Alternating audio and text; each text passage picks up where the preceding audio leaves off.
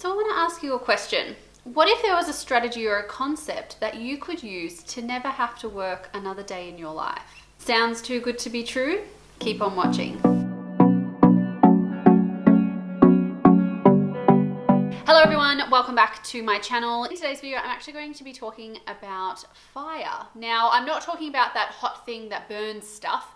I'm talking about financial independence, retire early. Now, there has been some, I'm not going to say controversy, but there's been a lot of discussion around FIRE in the most recent years because of the trend that it has started to set. Now, if there is something that I love, it is to challenge the opinions and ideas of others when it comes to money. Over the past few months, I've been listening to a lot of podcasts and people talking about the FIRE community or FI community, whatever you want to call it. They basically mean the same thing. And there's been a lot of misunderstandings, I guess, around this particular concept or strategy. Now, full disclaimer, by no means am I actually financially independent. I am just beginning my journey. But from doing my research and from listening to experts and listening to and reading paper reviews, I'm finding that there's a lot of misconception and that there are a lot of myths around this particular topic. We're going to be delving deep into the misconceptions and the myths surrounding FIRE or FI. So I think what is important is that we first define what financial independence, retire early actually means. So the term is actually used to define someone who has enough money, ideally, to never ever have to work again. This money can be saved up in a lump sum or through investments. The most common is through the latter. To actually know if you have reached financial independence, you need to take your annual expenses and multiply them by 25. So for example, if you spend $30,000 per year on your expenses, that's your mortgage, clothing, bills, everything. So for example, if you spend $40,000 per year and you multiply that by 25, to know that you have actually reached FIRE or FI is to have around $1 million either invested or a lump sum in your account. So the actual accomplishment of FIRE or financial independence is bridging that gap between your spending and your income. So the accomplishment of FIRE is achieved when you have bridged that gap between your spending and your saving. Big enough so then you have accumulated enough money to never have to work again. Now this space or this gap that I'm talking about is actually called your savings rate. This is the key to achieving every single financial goal that you have. Obviously, the larger your savings rate, the quicker that you will have financial success. Let's jump into the first myth. And the first myth or misconception is that when you reach FIRE or FI, you never ever work again. I want to make this very clear. No one ever stops working. If they did, they would be bored for the rest of their life. I think that this is the most common misconception around the financial independence group, is that once they reach that number, once they reach that $1 million, that they quit all their jobs and they never work again. This is so incorrect. If anything, those that are financially independent often work harder because they're doing something that they love. I think it's really important to understand that once you have reached financial independence, it's about the choice. It's the choice of being able to work. It's the choice of actually wanting to continue the job that provides your income. So if you are currently in a job that you actually hate, but it is a really good income, you could save up a lot of that money to become financially independent. Once you have reached that particular number that will provide you with enough income to cover all of your expenses, you can quit that job that you so hate and be able to start what's called a passion project. For me, having the option or choice to work is something that I find most empowering about the FI or the FIRE community. I myself would definitely, I'm just patting my cat here, by the way.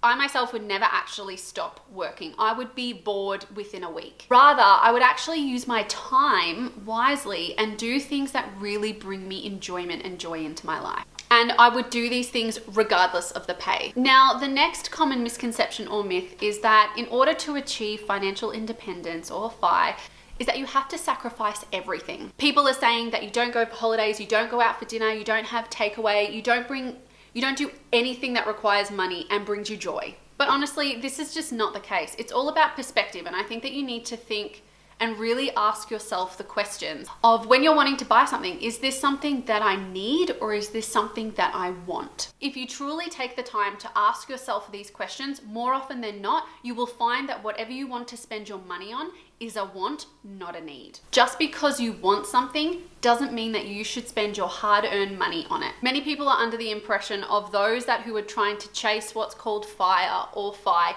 never ever spend money, and they give up everything that requires money. Again, it is not the money that is being spent. It is actually just that the money is being spent wisely. It is just that the money is being spent thoughtfully and carefully. I would never sacrifice buying a new pair of jeans or Converse because those are honestly my life. Those are a need because they are something that I wear every single day. You can, of course, have nice things and go on nice holidays. You might just have to adjust your budget towards certain things that you want to do on your holiday. For example, holidays are really, really expensive, and I love to travel. I love holidays. So sometimes I do need to get creative. Why not spend the money on a really nice accommodation and then try and do as many activities that you can for free? Ask yourself, do I actually need to go out for an expensive dinner every single night on my holiday? Or is having chips by the waterfront good enough for me? You actually might find more enjoyment from doing the research in saving your money while still doing activities that you know you are going to enjoy. Like I said, it's not about sacrificing the coffee. You can have your coffee. You might just need to adjust your budget to those items that are going to cost you more money, such as insurance for your car, your home insurance. Those are the things that you need to try and, let's say, skimp on, because a coffee isn't going to be detrimental to your savings. You are able to save hundreds of dollars for your car insurance and your home insurance. Those are the kinds of things that you need to not sacrifice, but focus your energy towards. So by all means, if you're considering chasing FIRE or working towards financial independence, do not give up that coffee. Have that coffee. If that's what brings you joy, do it. Now, the third most common misconception or myth is that financial independence requires a high income. Now, the opposite of sacrificing everything, you have to be earning like a 6 or 7 figure salary in order to be able to become financially independent.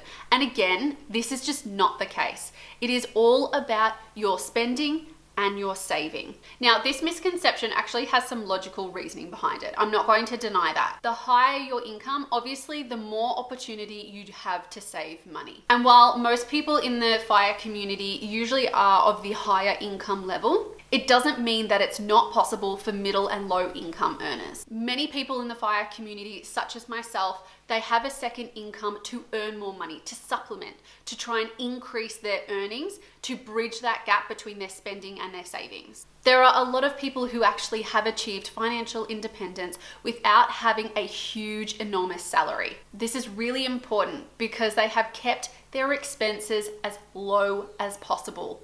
Have you ever heard of something called lifestyle creep?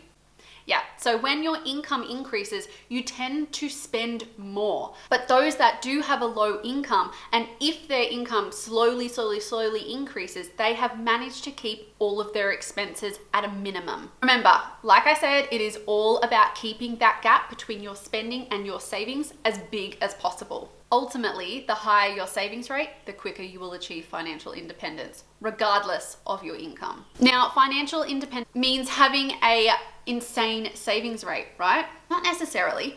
Obviously, this is dependent on the time that you want to achieve financial independence. If you are wanting to achieve financial independence within 5 years, then logically, your savings rate is going to be a lot larger than someone who wants to achieve financial independence in 15 years. You also need to understand, well, what kind of financial independence do you want to achieve? There are 5 different financial independence categories that you can work towards. Now, the 5 different types of financial independent categories are, and I'm going to read from my notes here. The first one is lean FIRE.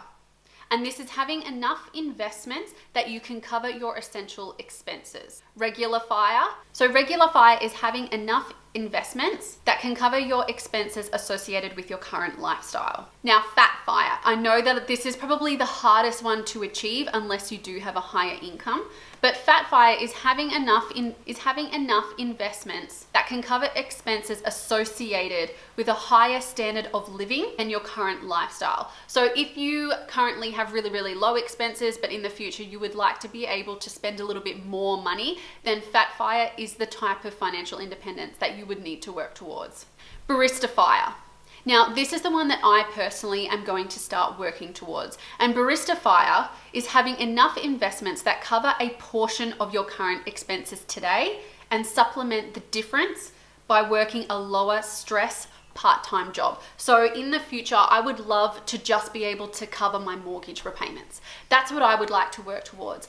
That way I know that my dividends from my investments cover my mortgage and I can reduce the hours of work that I'm currently doing to pursue things such as YouTube and do my passion projects that I'm so enjoying at the moment. I would really like to know, leave me a comment down below, which financial independence type are you working towards or would like to work towards? Let me know down below, what are the common misconceptions or myths that you have heard of? Again, please feel free to challenge me. I am not saying that my idea or opinion is the be all and end all, but this is just what I think about financial independence. Alright guys, so those are the myths and misconceptions that I have noticed in the financial independence community. Please make sure that you do hit that subscribe button down below and smash that like button as well, because it obviously really does help me out and tells YouTube that I am doing the right thing and on the right track.